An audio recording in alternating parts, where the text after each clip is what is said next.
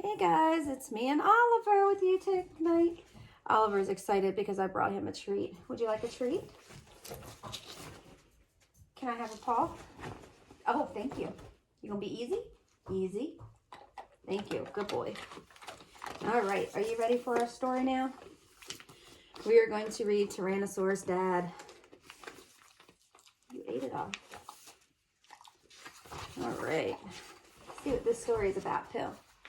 Tobias and his father were a lot alike all the other families whose children went to Elmwood Elementary. Tobias liked to play ball. He raised tropical fish. And early in the morning before school and on weekends, he delivered newspapers on his bicycle.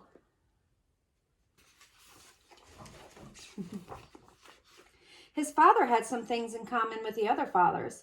He collected big books of corny jokes. He liked to try his hand at magic. He was a big guy, a meat eater, worked hard, but that's where the resemblance ended. Tobias's father had teeth as sharp as steak knives. At 40 feet long and 15 feet high, he weighed as much as a steam locomotive, even when he watched what he ate. He was, in short,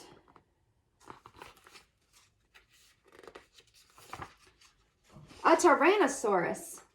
You might have thought nothing would bother him, but strangers irritated him half to death. So when the elderly meter reader hobbled by, Tyrannosaurus Dad laid low. And when traveling salesmen came to call, he roared at them to go away and stay away. Next time I see you, better be never. He didn't have to ask twice. You ready? And mostly Tobias understood. Good night, boyo, his father would call through the bedroom window. Night, Dad, Tobias would answer.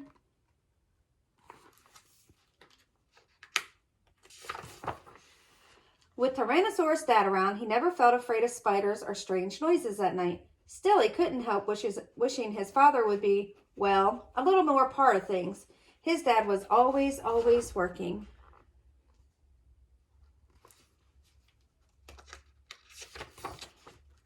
So when the Elmwood Elementary Field Day was announced, Tobias dropped a lot of hints. He taped field day posters to the bathroom mirror. He leafleted the lawn with field day flyers. He even sang the Elmwood Elementary School anthem around the house, over and over and over. Oh, Elmwood School, we love you so. You're the best school that we know. Tyrannosaurus Dad acted too busy to notice. He hid behind a pile of paperwork. And so the very morning of the Elmwood Field Day, Tobias put his baseball cap on backwards for luck. Well, he announced, today's the day. His father rustled the pages of the sports section. He mumbled. Fun, excitement, free food. Tobias read from the announcement that had been sent home to all the families. See? His father grunted. Busy day ahead. Tobias gave up. He rose slowly from the kitchen table and shuffled away. Well, he said, I'll see you after school, I guess. Not if I see you first, joked Tyrannosaurus Dad.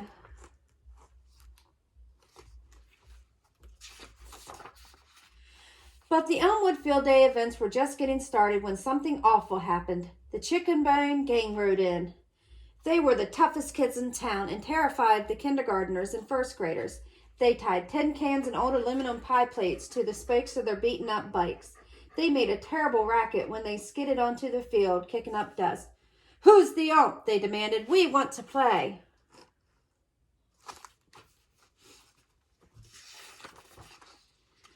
This was a sore point because, in fact, the regular umpire had just come down with the flu.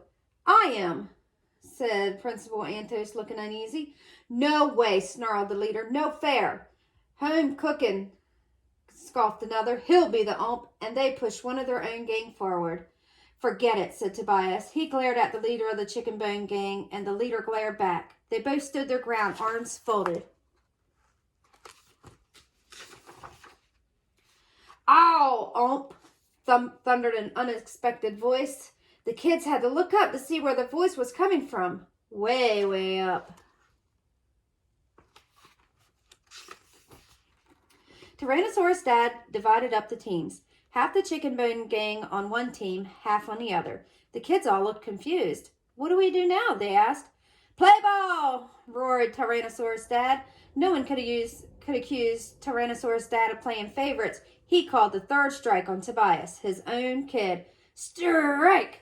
And he tossed one of the chicken bone gang out of the game for unsportsmanlike behavior. First one team was ahead, then the other. At the bottom of the ninth, the score was tied, 10-10. All of a sudden, storm clouds rolled in. Fat, warm raindrops began to fall. Lightning crackled nearby. This game is called on account of rain, Tyrannosaurus' dad declared. Some of the kids groaned. A few of the parents booed, but quickly pretended they'd just been coughing.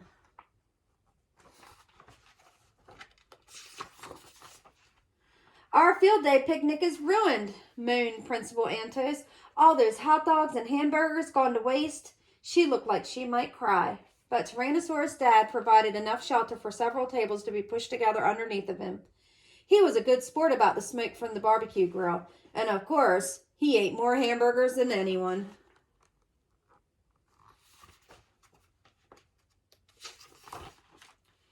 The rain stopped just as it was growing dark. Tyrannosaurus' dad waited till the last late buses had pulled in. Then he gave Tobias a little nudge. Anybody else need a ride? Tobias said. He didn't have to ask twice. The chicken bone gang let out a cheer. They rode their rusty bikes noisily onto the back of Tyrannosaurus' dad, who grinned. He still had ketchup on his mouth.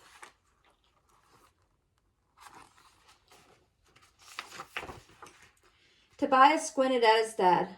What made you come today? He asked. Family first, Tyrannosaurus' dad said. Work can wait. He pulled a worn photograph out of his pocket. It showed them playing ball together. Tobias looked much shorter and younger. I always carry this, he said. You need me? I'm here for you. Tobias smiled and rubbed his father's head. Thanks, Dad, he murmured. Tyrannosaurus' dad nodded, his mouth full of hamburger again.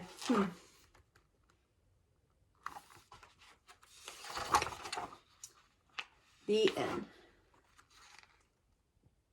I hope y'all enjoyed the story. Have a good night, and we'll give Oliver his last treat. You ready? Easy. Good boy. Good night.